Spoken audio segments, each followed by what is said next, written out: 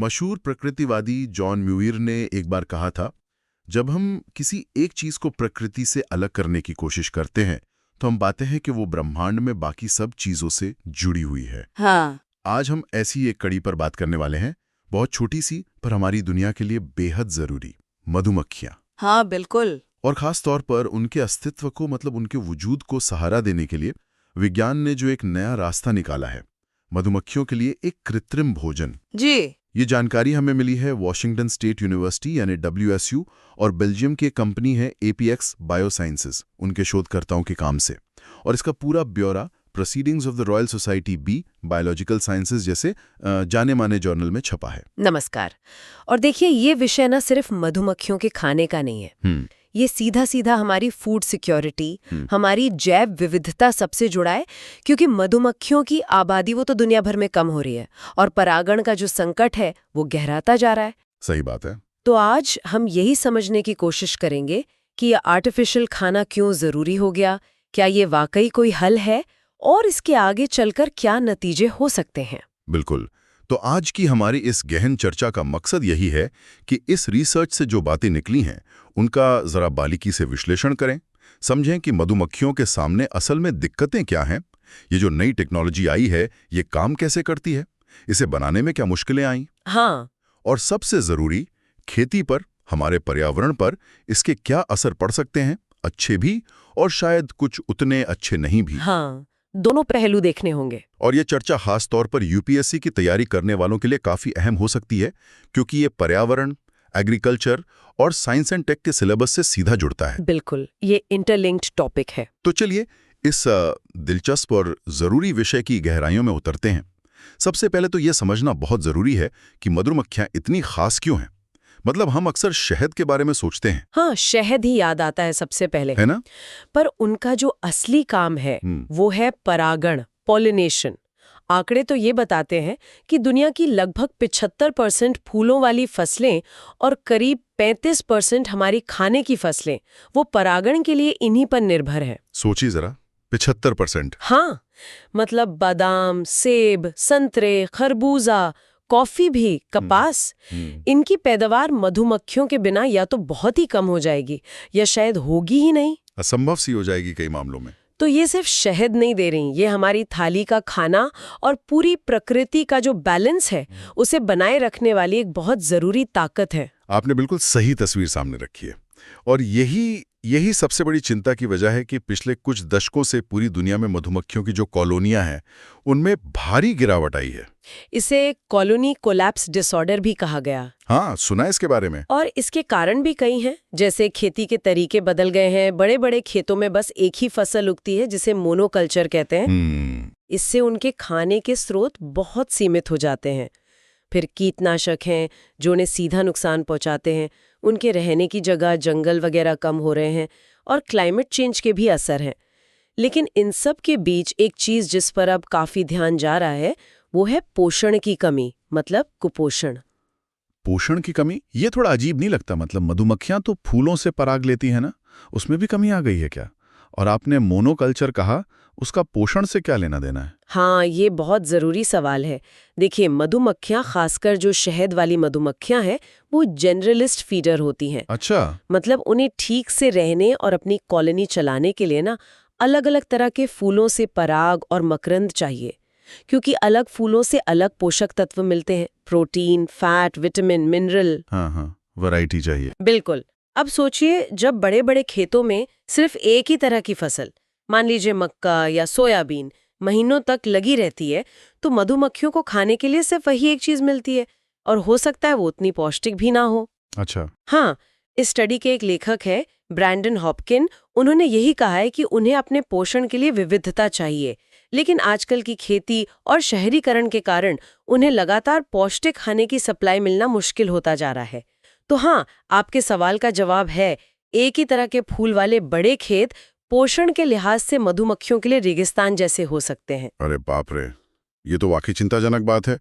इसका मतलब ये हुआ कि अगर मधुमक्खियां ठीक से खा पी नहीं पाएंगी तो वो कमजोर हो जाएंगी और फिर बीमारियां या कीटनाशक उन पर ज्यादा आसानी से हमला कर पाएंगे। बिल्कुल। पोषण का तनाव सीधा उनकी इम्यूनिटी, उनकी रोग प्रतिरोधक क्षमता को कमजोर कर देता है। अच्छा। फिर वो बीमारियों से या पैरासाइट्स जैसे कि वो विरोवा माइट होता है ना, उससे लड़ नहीं पाती। कीटनाशकों का असर भी उन पे ज्यादा होता है। ये एक तरह का दुष्चक्र बन जाता है। और इसी गंभीर पोषण की चुनौती ने वैज्ञानिकों को मजबूर किया कि वो कृत्रिम आर्टिफिशियल समाधानों के बारे में सोचें। और यहीं पर ये वॉशिंगटन स्टेट यूनिवर्सिटी और APIX बायोसाइंसेस की रिसर्च एक उम्मीद की तरह सामने आती है, एक पूरी तरह से सिंथेटिक, मतलब लैब में बनाया गया पराग का विकल्प, सब्स्टिट्यूट। हाँ, इसे हम मधुमक्खियों के लिए एक तरह का कस्टम डिजाइन किया हुआ पोषण सप्लीमेंट कह सकते हैं। सही कहा। और ये कोई मामूली चीनी का घोल या आधा अधूरा प्रोटीन पाउडर नहीं है जैसा पहले शायद इस्तेमाल होता था। अच्छा। नहीं, ये एक बहुत कॉम्प्लेक्स फॉर्मूला है। इसे बड़ी सावधानी से डिजाइन किया गया है ताकि जो प्राकृतिक पराग में जरूरी पोषक तत्व होते हैं ना, सही मात्रा में प्रोटीन, लिपिड यानी वसा, विटामिन, खनिज और दूसरे माइक्रो न्यूट्रिएंट्स, वो सब इसमें हो। बिल्कुल नकल एक तरह से। हाँ, बिल्कुल नकल। और इसे छोटे पेस्ट जैसे पावर बार के रूप में बनाया गया है, जिन्हें सीधा छत्ते के अंदर रख देते हैं। अच्छा, तो इसे छत्ते में रखने के बाद क्या होता है? क्या सारी मधुमक्खियां इसे खाने लगती हैं? नहीं, प्रक्रिया थोड़ी अलग है। छत्ते के अंदर जो जवान वर्कर मधुमक्खियां होती हैं ना, जिन्हें नर्स बीज कहते हैं, हाँ, वो इस आर्टिफिशियल खाने को खाती हैं। फिर वो इसे अपने शरीर में प्रोसेस करके एक खास तरह का पदार्थ बनाती हैं, जिसे आमतौर पर बी ब्रेड या रॉयल जेली जैसा कुछ कह सकते हैं हम। ओके। यही बी ब्रेड असल में जो बढ़ते हुए लार्वा होते हैं, बच्चे होते हैं, उनका मुख्य भोजन है। नर्स मधुमक्खियां इसे लार्वा को खिलाती हैं और कॉलोनी की दूसरी वयस्क मधुमक्खियों को भी, यहाँ तक कि रानी मधुमक्खी को भी। अच्छा। तो इस तरह ये जो आर्टिफिशियल खाना है, ये पूरी कॉलोनी का न्यूट्रिशन लेवल सुधारता है, खासकर तब जब बाहर प्राकृतिक पराग कम हो या उसकी क्वालिटी अच्छी ना हो। और शायद सबसे हैरान करने वाली बात यह है कि ये काम करता है, मतलब उन मुश्किल हालात में भी जहां मधुमक्खियों को वैसे ही दिक्कत होती है, जैसे आपने वो ब्लूबेरी के खेतों का जिक्र किया था। हाँ, बिल्कुल। एपेक्स बायोसाइंसेस के जो CEO हैं पैट्रिक पिल्किंगटन, उनका वो बयान मुझे काफ़ी अहम लगा कि इस स्टडी से पहले मधुमक्खियां अकेली ऐसी लाइव स्टॉक थीं जिन्हें पूरी तरह से इंसान के बनाए खाने पर सफलतापूर्वक पाला नहीं जा सकता था। ये तो वाकई एक बड़ी छलांग है तो क्या इससे पहले भी ऐसे पूरे आर्टिफिशियल फूड बनाने की कोशिशें हुई थी जो शायद कामयाब नहीं रही? हाँ, कोशिशें तो कई सालों से चल रही थीं। मधुमक्खी पालक अक्सर अपनी कॉलोनियों को बचाने के लिए कुछ ना कुछ सप्लीमेंट देते आए हैं, जैसे चीनी का पानी दे दिया जिससे सिर्फ एनर्जी मिलती है, पोषण नहीं। या फिर सोयाबीन पाउडर या यीस्ट वाले प्रोटीन सप्लीमेंट। लेकिन इनमें से कोई भी प्राकृतिक पराग का पूरा विकल्प नहीं बन पाया। उनमें या तो सारे जरूरी पोषक तत्व नहीं थे, या सही बैलेंस में नहीं थे, या फिर मधुमक्खियां उन्हें ठीक से पचा नहीं पाती थीं। ओके। इसी वजह से ये नया फॉर्मूला जो मधुमक्खियों की जटिल पोषण जरूरतों को पूरा करने का दावा कर रहा है, इसे एक बड़ी कामयाबी माना जा रहा है। और ब्लूबेरी जैसे खेत पता है क्यों मुश्किल होते हैं? क्यों? क्योंकि ब्लूबेरी के फूलों के पराग में प्रोटीन बहुत कम होता है, और प्रोटीन लार्वा के विकास के लिए बेहद जरूरी है। अच्छा, ये बात है। ये समझना भी जरूरी है कि इस कामयाबी के पीछे कितनी मेहनत और कितना वक्त लगा है।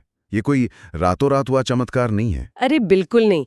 जैसा कि इस स्टडी के लीड ऑथर थियरी बोगार्ट ने कहा, ये 3 टीमों का एक विशाल वैज्ञानिक प्रयास था। इसमें 10 साल से ज्यादा का समय लगा। 10 साल? हाँ।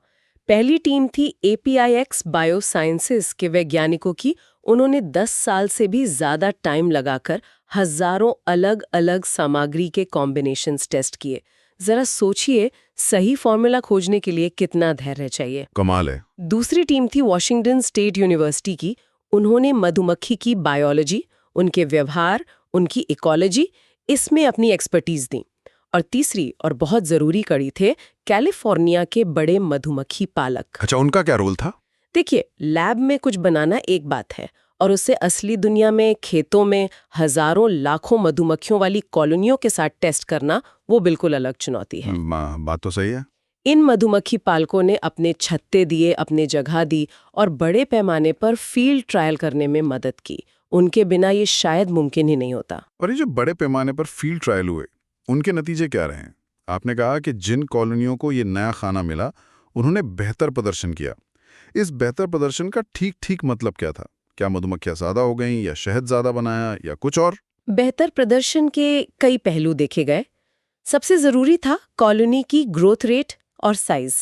मतलब जिन कॉलोनियों को आर्टिफिशियल खाना मिला उनमें लार्वा का विकास बेहतर हुआ, एडल्ट मधुमक्खियों की संख्या ज्यादा तेजी से बढ़ी और कॉलोनियां ज्यादा मजबूत हुईं। ओके, मजबूती। हाँ, उनका जो जीवित रहने का दर था, सर्वाइवल रेट, वो भी उन कॉलोनियों से काफी बेहतर था जिन्हें सिर्फ पारंपरिक सप्लीमेंट जैसे चीनी का घोल दिया गया था या जो बस आसपास के माहौल पर निर्भर थीं।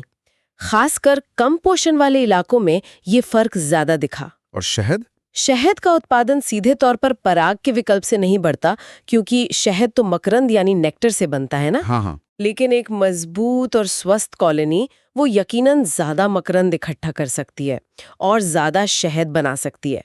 तो मुख्य रूप से कॉलोनी का स्वास्थ्य, उसका आकार और उसकी मजबूती में सुधार देखा गया। अब अगर हम इसके असल दुनिया पर पड़ने वाले असर की बात करें तो ये सिर्फ मधुमक्खियों के स्वास्थ्य तक ही सीमित नहीं है। अच्छा। इसका सीधा असर हमारी खेती पर, हमारी फूड सप्लाई चेन पर पड़ सकता है। WSU के रिसर्चर ब्रैंडन हॉपकिन ने एक बड़ी दिलचस्प बात बताई थी। क्या? कि कुछ मधुमक्खी पालक अब ब्लूबेरी जैसी फसलों के परागण के लिए अपनी कॉलोनियां ले जाने से हिचकाते हैं। क्यों भला? क्योंकि जैसा हमने पहले बात की, ब्लूबेरी का पराग कम पौष्टिक होता है। हाँ। इससे उनकी कॉलोनियां कमजोर हो जाती हैं, बीमार पड़ जाती हैं, कभी-कभी तो खत्म भी हो जाती हैं। और परागण के लिए उन्हें जो पैसे मिलते हैं वो अक्सर इस नुकसान की भरपाई नहीं कर पाते, तो ये उनके लिए घाटे का सौदा हो जाता है। अच्छा, तो ये जो नया आर्टिफिशियल खाना है ये इस पूरी गणित को बदल सकता है। मतलब मधुमक्खी पालक अपनी कॉलोनियों को इस खाने से मजबूत रख सकते हैं, भले ही वो ब्लूबेरी जैसे कम पोषण वाले फूलों पर परागण कर रही हैं। हाँ, बिल्कुल। इससे तो फिर उन फसलों की पैदावार भी पक्की हो सकेगी जो परागण पर निर्भर हैं। सिद्धांत रूप में तो यही लगता है। ये आर्टिफिशियल खाना कॉलोनियों को एक तरह का न्यूट्रिशनल सेफ्टी नेट दे सकता है। ये उन्हें उन मुश्किल माहौल में भी फलने फूलने और स्वस्थ रहने में मदद कर सकता है जहां प्राकृतिक खाने की क्वालिटी अच्छी नहीं है। इससे मधुमक्खी पालकों को शायद उन फसलों का परागण करने का इंसेंटिव मिले जिन्हें वो पहले नुकसान के डर से छोड़ रहे थे। हाँ, ये तो बड़ी बात है। और ये खासकर बादाम जैसी फसलों के लिए बहुत जरूरी हो सकता है, जिनका परागण पूरी तरह मधुमक्खियों पर निर्भर है और जहां हर साल लाखों कॉलोनियों की जरूरत पड़ती है। लेकिन यहाँ एक सवाल मेरे मन में आ रहा है, क्या इसका कोई नेगेटिव पहलू भी हो सकता है? कहीं हम मधुमक्खियों को एक तरह से आलसी तो नहीं बना रहे? क्या वो नेचुरल खाना ढूंढने की अपनी क्षमता खो देंगी, या ये प्रकृति पर हमारी निर्भरता कम करने का एक आर्टिफिशियल तरीका है? देखिए, ये चिंता बिल्कुल जायज है और इस पर सोचना जरूरी है। मुझे लगता है शोधकर्ता और कंपनी भी इसे शायद प्राकृतिक पराग का 100% रिप्लेसमेंट नहीं मानते हर जगह और हर समय के लिए। अच्छा। इसे एक सप्लीमेंट या टूल की तरह देखा जाना चाहिए। इसका इस्तेमाल तब किया जाए जब पोषण की कमी हो, जैसे सर्दियों में या सूखे के समय या फिर मोनोकल्चर वाले खेतों में परागण के दौरान। ओके, जरूरत के हिसाब से। हाँ, इसका मकसद मधुमक्खियों को उन मुश्किल दौर से निकलने में मदद करना है, ना कि उन्हें पूरी तरह से प्राकृतिक भोजन से दूर कर देना। और जहां तक प्रकृति पर निर्भरता कम करने की बात है, तो अजीब बात यह है कि ये तकनीक शायद हमारी प्रकृति पर यानी मधुमक्खियों पर निर्भरता को बनाए रखने में मदद कर सकती है, उन्हें स्वस्थ रखकर। ये एक अलग नजरिया है। पैट्रिक पिलकिंटन का लक्ष्य तो इस प्रोडक्ट को अमेरिका में 2026 के मध्य तक बाजार में लाने का है।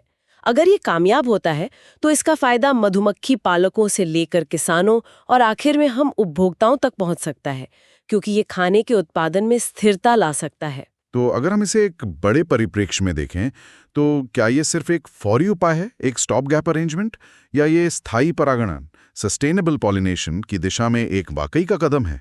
इसे स्थायी परागण की दिशा में एक मददगार कदम कह सकते हैं। मददगार कदम। हाँ, ये जो मूल समस्याएं हैं जैसे कि आवास का खत्म होना या कीटनाशक, उनका हल तो नहीं है, लेकिन ये उनके असर को कम करने में मदद कर सकता है, खासकर पोषण वाले मोर्चे पर। मधुमक्खी पालक हर साल अपनी 30, 40, कभी-कभी तो उससे भी ज्यादा कॉलोनियां खो देते हैं। ये बहुत बड़ा आर्थिक और इकोलॉजिकल नुकसान है। ये तो है। अगर ये कृत्रिम भोजन इस नुकसान को कम करने में मदद करता है, तो ये मधुमक्खी पालन को ज्यादा टिकाऊ बना सकता है और खेती को ज्यादा भरोसेमंद। ये मधुमक्खियों को वो पोषण देकर जिसकी उन्हें सख्त जरूरत है, उन्हें दूसरे तनाव झेलने के लिए ज्यादा मजबूत बनाता है। जाहिर है अभी काम खत्म नहीं हुआ है। इस टेक्नोलॉजी को और बेहतर बनाने, इसकी कॉस्ट कम करने और इसे दुनिया भर के अलग अलग मौसम और खेती के सिस्टम के हिसाब से ढालने के लिए लगातार रिसर्च और सहयोग की जरूरत होगी। निश्चित रूप से WSU, APX बायोसाइंसेज और जो मधुमक्खी पालकों का समुदाय है, उनके बीच लगातार बातचीत और साझेदारी बहुत जरूरी होगी। जैसा कि पिल्किंगटन ने इशारा भी किया है, वो लोग खेती के माहौल में इस नए टूल का सबसे अच्छा इस्तेमाल कैसे हो, इसके तरीके विकसित करने के लिए WSU और पूरे अमेरिका के मधुमक्खी पालन समुदाय के साथ मिलकर काम कर रहे हैं। मतलब अलग अलग इलाकों में अलग फसलों के लिए और अलग मौसम में इसका इस्तेमाल कैसे किया जाए, ये समझना होगा। लेकिन हाँ, ये मधुमक्खियों के पोषण की कमियों को दूर करके मधुमक्खी आबादी के लॉन्ग टर्म स्वास्थ्य और दुनिया भर में खाद्य उत्पादन की सुरक्षा के लिए एक बहुत ही उम्मीद जगाने वाला समाधान पेश करता है। ये दिखाता है कि कैसे साइंस और टेक्नोलॉजी प्रकृति के सामने जो चुनौतियां हैं, उनका सामना करने में हमारी मदद कर सकते हैं। तो आज की इस पूरी चर्चा को अगर समेटें तो हमने मधुमक्खियों के सामने जो गंभीर पोषण का संकट है उसे समझा। हाँ। हमने जाना कि कैसे वॉशिंगटन स्टेट यूनिवर्सिटी और एपेक्स बायोसाइंसेस के वैज्ञानिकों ने मिलकर एक रेवोल्यूशनरी आर्टिफिशियल भोजन तैयार किया है जिसमें प्राकृतिक पराग की कमी पूरी करने की क्षमता है। जी। हमने इसके पीछे के 1 दशक से भी लंबे शोध और अलग अलग टीमों के सहयोग पर बात की और खेती, फूड सिक्योरिटी और मधुमक्खी पालकों के लिए इसके जो संभावित फायदे हैं उनका विश्लेषण किया। और जैसा हमने पहले कहा, यूपीएससी की तैयारी करने वालों के लिए ये पर्यावरण में बायोडायवर्सिटी लॉस, एग्रीकल्चर में फूड सिक्योरिटी और पॉलिनेशन सर्विसेज का महत्व और साइंस एंड टेक में बायोटेक समाधानों का एक बेहतरीन केस स्टडी है। बिल्कुल, हमने देखा कि कैसे ये तकनीक न सिर्फ मधुमक्खियों की कॉलोनियों को बचाने और मधुमक्खी पालकों की रोजी रोटी को सहारा देने में मददगार हो सकती है, बल्कि अप्रत्यक्ष रूप से हमारी खाद्य सुरक्षा और जैव विविधता को बचाने में भी योगदान दे सकती है। ये टारगेटेड साइंटिफिक रिसर्च का एक अच्छा उदाहरण है जो एक जटिल पर्यावरणीय और आर्थिक समस्या का समाधान पेश करता है। और अंत में ये हमें एक जरूरी सवाल पर सोचने के लिए भी छोड़ जाता है। क्या इस तरह की जो पोषण तकनीक है जो भी मधुमक्खियों के लिए बनाई गई है, क्या भविष्य में इसे दूसरे जरूरी परागणकों जैसे कि भौरे होते हैं या तितलियां, जो शायद इसी तरह के पोषण के तनाव या क्लाइमेट चेंज के असर झेल रहे हों, उनके लिए भी ढाला जा सकता है? ये सोचने वाली बात है कि हम टेक्नोलॉजी वाले समाधानों पर किस हद तक निर्भर हो सकते हैं, और हमें ये भी पक्का करना होगा कि ये समाधान हमें जो असली जड़ें हैं, जैसे रहने की जगह का नुकसान, कीटनाशकों का अंधाधुंध इस्तेमाल, क्लाइमेट चेंज, उनसे निपटने से भटका ना दें। सही बात है। तकनीक एक बहुत ताकतवर औजार हो सकती है, लेकिन प्रकृति का सम्मान और उसका संरक्षण वो हमेशा पहली प्राथमिकता होनी चाहिए। उम्मीद है आपको आज की ये गहन चर्चा जानकारी भरी और सोचने पर मजबूर करने वाली लगी होगी। अगर आपको हमारा ये प्रयास पसंद आया तो कृपया इस चर्चा को लाइक करें और हमारे चैनल को सब्सक्राइब करें ताकि आप आगे भी ऐसी जरूरी जानकारी और विश्लेषणों से जुड़े रह सकें। हाँ, जरूर। इस विषय पर आपके कोई सवाल हो या आप अपने विचार साझा करना चाहें तो नीचे टिप्पणी अनुभाग में जरूर लिखें। हम आपके फीडबैक का स्वागत करते हैं। अगली गहन चर्चा में फिर मिलेंगे।